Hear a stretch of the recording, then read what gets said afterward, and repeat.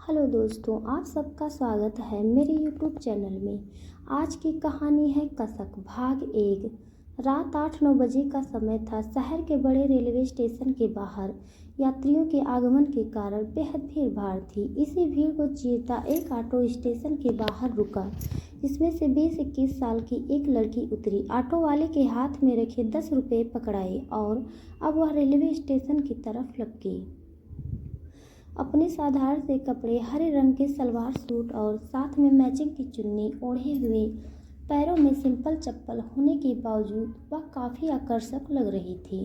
पर उसके हाव भाव बता रहे थे कि वह बेहद घबराई हुई है। बार बार पीछे मुड़कर ऐसे देख रही थी कि मानो कोई उसका पीछा कर रहा हो। पहनावा उसका बेशक साधारण था, पर चेहरा काफ़ी दिलकश और पूरा कशिश आंखों वाली थी। अपनी तरफ आकर्षित करने वाली काफ़ी थी। कुल मिलाकर अपने तीखे नैन नक्श के कारण वह काफ़ी आकर्षक लग रही थी। उसका चेहरा ध्यान खींचने वाला था और जो चीज़ सबसे आकर्षक थी वह था उसके होठों के ऊपर गाल पर बाईं तरफ का तिल, जो दूर से ही उसके गोरे रंग को दिखाता है तो बेहद आकर्षक लगता है। मानो कुदरती काला टीका लेकर आई हो ताकि लोगों की बुरी नज़रों से अपनी सुंदरता को बचा सके। वह जा तो रेलवे स्टेशन की तरफ थी, पर हाथ बिल्कुल खाली थे। न हाथ में कोई बैग, न एक भी सामान। उसके हाव भाव उसकी घबराहट बयां कर रहे थे। उसके चेहरे से परेशानी साफ झलक रही थी, जैसे चांद के ऊपर काली बदली मंडरा कर उसे धुंधला कर रही हो। स्टेशन के अंदर पहुंचकर सब लोग जहां टिकट लेने टिकट खिड़की की ओर बढ़ रहे थे, वह सीधे प्लेटफॉर्म की तरफ बढ़ गई। वहां पर एक शख्स खड़ा था। उसके पास जाकर पूछती है, भैया, मुंबई जाने वाली ट्रेन किस प्लेटफॉर्म पर आएगी? पता नहीं, उसने कोई जवाब ना दिया तो उसने प्लेटफॉर्म पर चहलकदमी करते हुए दूसरे शख्स से पूछा, भाई साहब, मुंबई जाने वाली गाड़ी कौन से प्लेटफॉर्म पर आएगी? प्लेटफॉर्म नंबर 3 पर आ, उसने सीधा जवाब दिया। वहाँ कैसे जाऊँ? इधर उधर देखने के बाद उसने पूछा तो उसने इशारा कर बताया कि वो क्रॉसिंग पुल के ऊपर जाने की सीढ़ियाँ हैं, इनसे ऊपर से चली जाओ, वहाँ 3 नंबर पर सीढ़ियों से नीचे उतर जाना।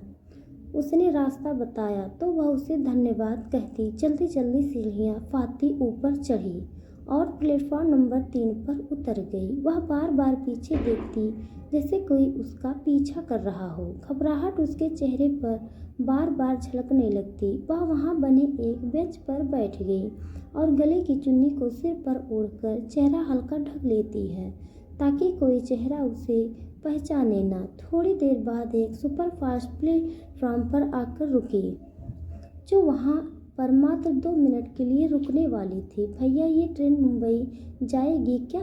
उसने एक शख्स से पूछा। हाँ, पर हम लोग इसमें नहीं जा सकते। इसके इनकार पर वह हैरानी से पूछती है, क्यों नहीं जा सकते? इसकी ज़्यादातर बोगी 3 टायर एसी या रिजर्व है, जनरल बोगी बहुत कम है। टिकट है तुम्हारे पास इसका? नहीं, उसके पूछने पर उसने उत्तर दिया, टिकट नहीं है तो साधारण लोग इसमें नहीं जा सकते क्योंकि इसमें जनरल बोगी बहुत कम है। बिना टिकट यात्रा करने पर भारी जुर्माना लगेगा, उसने उसे चेताया। तो क्या करूं? उसने मायूसी से पूछा। इसके तुरंत बाद एक दूसरी गाड़ी आने वाली है, उसका इंतज़ार करो, उसमें अधिकतर जनरल बोगी ही है, बिना टिकट के भी चल जाएगा। नहीं, मैं नहीं रुक सकती, इसमें चली जाऊंगी, कहती हुई वह फटाफट ट्रेन में चढ़ गई। न उसके पास टिकट हैं न पैसे। पकड़ी गई तो क्या होगा पता नहीं, पर यहाँ पर थोड़ी देर रुकना खतरे से खाली नहीं है, और भी ज़्यादा मुश्किल हो सकती है। सोचकर वह उसके मना करने के बाद भी सरपट दौड़ती ट्रेन में चढ़ गई। गाड़ी में चढ़ तो गई, पर आगे उसके साथ क्या होगा उसे नहीं पता था। जिस एरिया में वह चढ़ी वहाँ की अधिकतर bogie 3 tier AC, first AC या सेकंड एसी थी। जो लोग वहाँ बैठने चढ़ रहे थे सभी पहनावे से हाई क्लास के लग रहे थे। उसके साधारण पहनावे को देखकर वे उसे आश्चर्य व शंकित नज़रों से देख रहे थे, पर अभी उसका किसी की भी देखने की परवाह किए बगैर एक के बाद एक कंपार्टमेंट को चेक करती आगे बढ़ती जा रही थी। अधिकतर कंपार्टमेंट अंदर से बंद थे, जिसका साफ मतलब था उसमें लोग थे। जिसमें लोग हैं उसमें वह नहीं जा सकती थी। उसे कोई खाली एरिया ढूंढना पड़ेगा ताकि वह छिप सके और बिना टिकट के वह पकड़ी न जाए। वह दूसरी बोगी की तरफ बढ़ी। उसमें उसमें कोई न कोई था। कोई तो ऐसा हो जिसमें कोई न हो। आखिर उसकी तलाश पूरी हुई। वह एक कंपार्टमेंट की तरफ बढ़ी। एक कंपार्टमेंट का दरवाजा खुला था। वह अंदर बढ़ गई। वहाँ दो सीट आमने सामने थी, जिसमें से वह एक सीट के नीचे छिप गई। थोड़ी देर बाद बिजनेस सूट पहने एक 30-32 साल का शख्स उस कंपार्टमेंट में आया। तो अब वह डर गई, सांसें रोक दी ताकि उसे पता न चले कि यहाँ कोई और भी है। उसने आकर कंपार्टमेंट का दरवाजा अंदर से बंद किया और आराम से बैठ गया। अब वह फ़ोन पर किससे बात करने में बिजी हो गया। बात करना बंद किया तो अब लैपटॉप निकाल कर उसमें काम करने लगा। वह काम में बिजी हुआ तो लड़की भी आराम से लेट गई। वह काम करने लगा पर लड़की की नज़र अपनी चुन्नी पर गई, जिसका कोना बाहर ही रह गया था। अचानक जब आदमी की नज़र चुन्नी पर पड़ी तो वह उठकर आ गया और नीचे कौन है देखने झुका। पकड़े जाने के भय वह आंखें बंद कर लेती है। जैसे ही वह नीचे झुकने लगा, फ़ोन की रिंग बजी और वह वापस पीछे मुड़ गया। फ़ोन उठाकर मुंह दूसरी तरफ कर बात करने लगा। फ़ोन पर उसे कुछ इंस्ट्रक्शन मिली तो वह अपना बैग लेने मुड़ा और उसमें से कुछ पेपर निकाल कर चेक करने लगा। उसी समय का मौका देख वह वहाँ से सरकती दूसरी सीट के नीचे छिप गई। अब उसने चुन्नी भी अच्छे से अंदर कर ली ताकि वह फिर से न देख ले। बात करने के बाद वह फ़ोन बंद करके मुड़ा। उसने वहाँ चुन्नी देखी थी, वापस उसी सीट के नीचे देखने लगा, पर अब वहाँ कोई नहीं था। लगा कि उसकी आंखों का धोखा था, तो अब वह वापस सीट पर बैठ गया। तो लड़की को तसल्ली हो गई कि अब नीचे नहीं आएगा, तो वह भी आराम से लेट गई। बर्थ के ऊपर जो शख्स था वह भी अब लैपटॉप में काम करने में बिजी हो गया था। लड़की डरी सहमी थी, पर अब उसके काम में बिजी होने की वजह से वह थोड़ा रिलैक्स लग रही थी। तो सोच के बादल उसके मन मस्तिष्क में शोर मचाने लगे। न जाने क्या लिखा है उसकी किस्मत में और उसे कहाँ ले जाए। अब जाना तो उसे मुंबई ही है, पर किस्मत को न जाने क्या मंजूर हो। अब तक उसके साथ जो भी हुआ वो बिल्कुल अच्छा नहीं हुआ है। अचानक उस पर दुखों का पहाड़ टूट पड़ा है। उसका एकमात्र सहारा माँ थी, जो चल बसी है। उसका भाई 2 साल पहले मुंबई में नौकरी की तलाश में गया था, पर उसके बाद घर वापस नहीं आया। कभी कभार घर फ़ोन कर दिया करता था, पर पिछले 6 महीने से उसने भी संपर्क नहीं किया।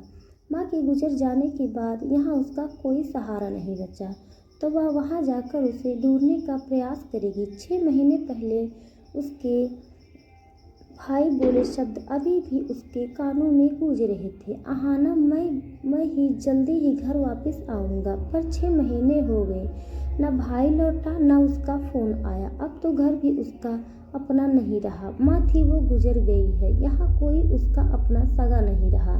प्रांजल थे पर वो भी उसके बीच राह में छोड़ गए।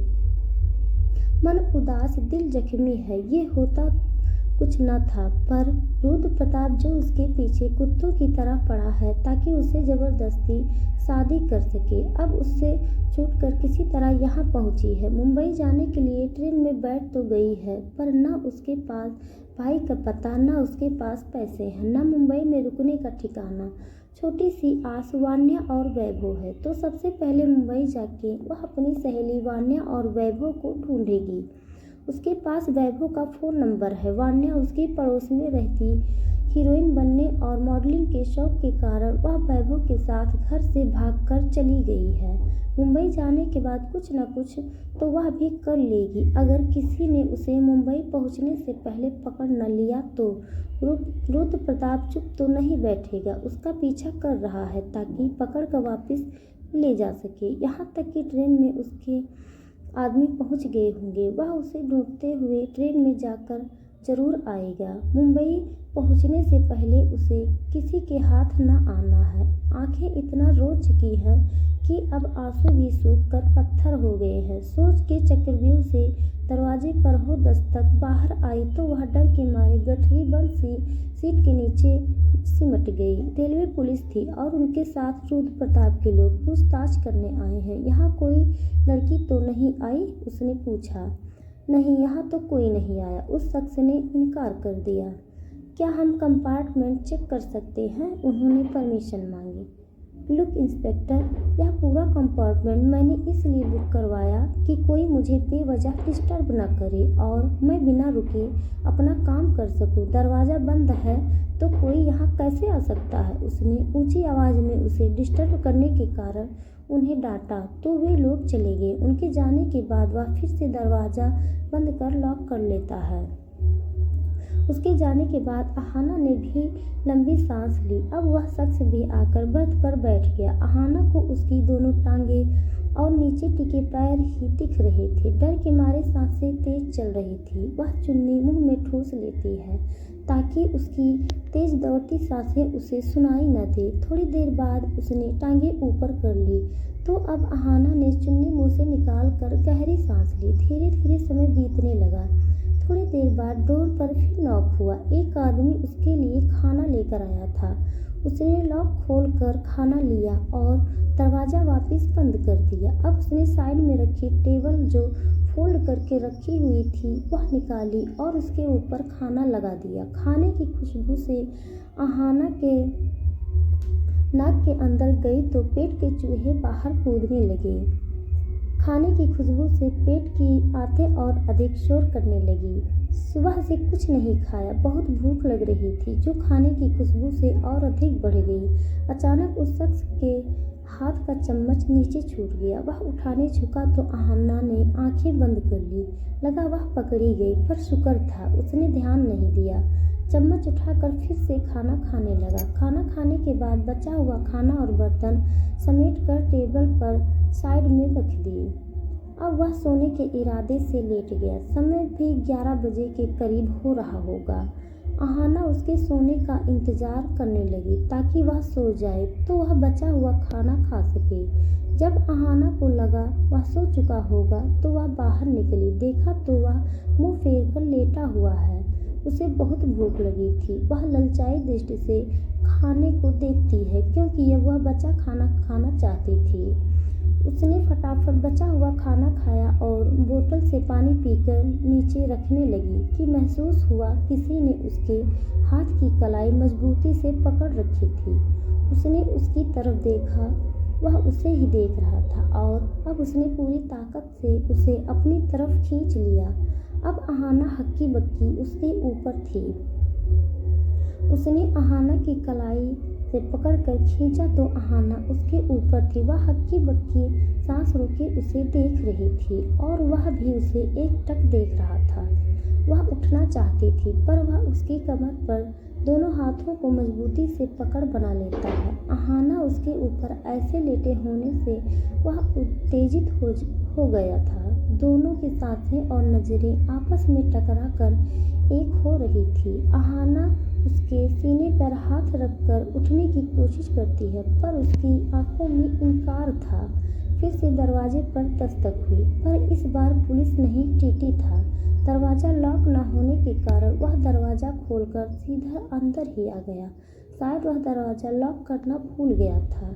टीटी को देख अहाना बेहद घबरा गई। घबराहट में क्या करे, कुछ न सूझा तो वह उस शख्स को दोनों हाथों से मजबूती से पकड़ लेती है और अपना चेहरा उसके होठों के पास ले जाती है। अहाना उससे चिपकी हुई थी। उसके बाद खुद को ऐसे पकड़ने से वह अपने जिस्म में उसके शरीर की गुदगुदाहट महसूस कर इतना रोमांचित हो गया कि टीटी के वहाँ आने की मौजूदगी को अनदेखा कर वह उसके नरम होठों को अपने होठों के बीच ले जाकर ऐसे चूमने लगा जैसे भौरा किसी फूल के रस को पीने लगता है। वह अहाना की मजबूरी की वह इस समय विरोध नहीं कर सकती। नहीं तो टीटी पकड़ लेगा। इसी का फ़ायदा उठाकर अपनी मनमानी कर रहा था। अहाना भी यह सोचकर मजबूर थी कि अगर वह पकड़ी गई तो मुंबई नहीं जा पाएगी और रुद्र प्रताप के चंगुल में फंस कर रह जाएगी।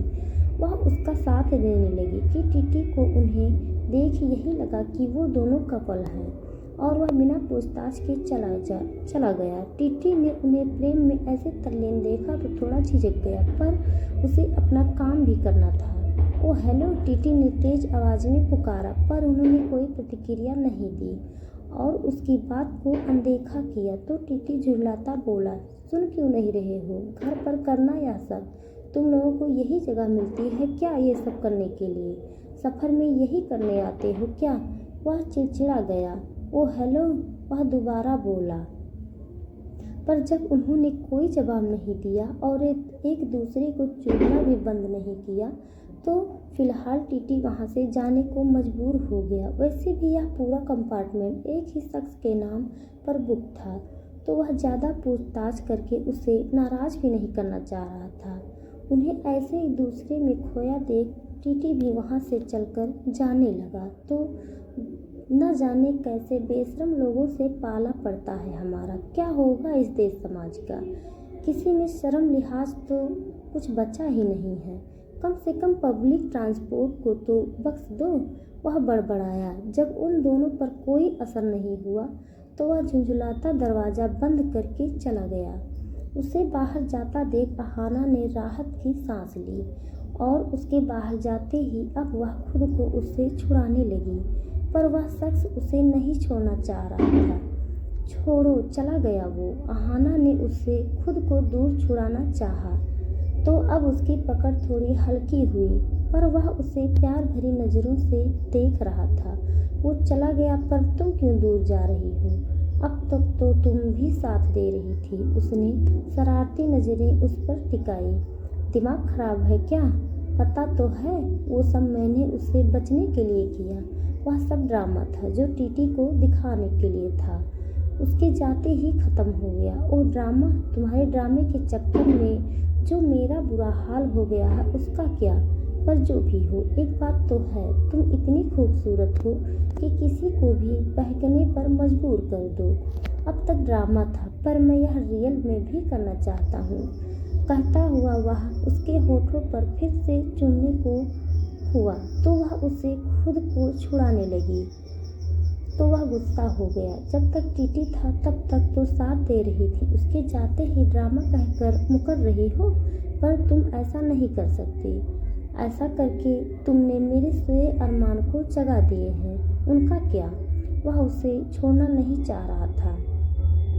वह उससे खुद जबरदस्ती छुड़ा लेती है और खड़ी उठ गई, पर वह भी खड़ा उठ गया और उसका हाथ पकड़कर उसकी आंखों में प्यार से देखने लगा। वह एक कदम आगे बढ़ता तो वह एक कदम पीछे हटने लगी। वह एक कदम आगे लेता, वह एक कदम पीछे ले लेती। आखिर पीछे सीट आ गई तो वह रुक गई। वह उसकी कमर को दोनों हाथों से कसकर पकड़कर होठों को फिर से होठों के बीच ले जाकर चूमने लगा, पर अब अहाना खुद को उससे छुड़ाने की कोशिश करने लगी, पर वह उसे छोड़ नहीं रहा था। हल्का सा पुश करने से अब अहाना सीट पर थी और वह अपनी मनमानी करने लगा तो वह उसे दोनों हाथों से पेट पर जोर से धक्का देती है तो वह नीचे गिर गया। तो जैसे होश में आया, हाउ डे यू, हिम्मत कैसे हुई मुझे धक्का देने की? वह गुस्से में था। आप मेरे साथ ज़बरदस्ती नहीं कर सकते, अहाना ने विरोध जताया। एक तो तुम चोरी से मेरे कंपार्टमेंट में घुस गई, मुझे किस करने उकसाया और अब वह उठ खड़ा हुआ। वे दोनों बात कर ही रहे थे कि इतने में दरवाजे पर फिर से नॉक हुआ। इस बार टीटी के साथ रेलवे पुलिस भी थी। What nonsense is this? उन्हें दोबारा आया देख वह उसे गुस्से से पूछता है। सॉरी, पर हमें कुछ पूछताछ करनी है, पुलिस वाला उससे बोला। कैसी पूछताछ? एक तो इसका जवाब दो कि फर्स्ट एसी में ऐसी ही सुविधा देते हैं आप? कितनी बार डिस्टर्ब कर चुके हैं आप मुझे? प्राइवेसी नाम की कोई चीज़ ही नहीं है। वह उन पर गुस्साता बोला। जब हम पहले आए थे तब ये लड़की यहाँ नहीं थी। बता सकते हैं ये कौन है और यहाँ कब कैसे आई? उसने अहाना की तरफ संकेत कर पूछा तो वह भी थोड़ा हड़बड़ा गया। यह लड़की मेरे साथ ही है, उसने अहाना का बचाव करते हुए कहा। यह कंपार्टमेंट एक व्यक्ति के नाम पर बुक है, तो बता सकते हैं कि यहाँ कैसे आ गई? उसने अहाना की तरफ संकित नज़रों से देखकर पूछा, जो उसके प्रश्नों से बहुत घबराई हुई थी। तो दोस्तों आज के लिए बस इतना। अगला पार्ट देखने के लिए हमारे साथ आप बने रहें। तब तक के लिए धन्यवाद।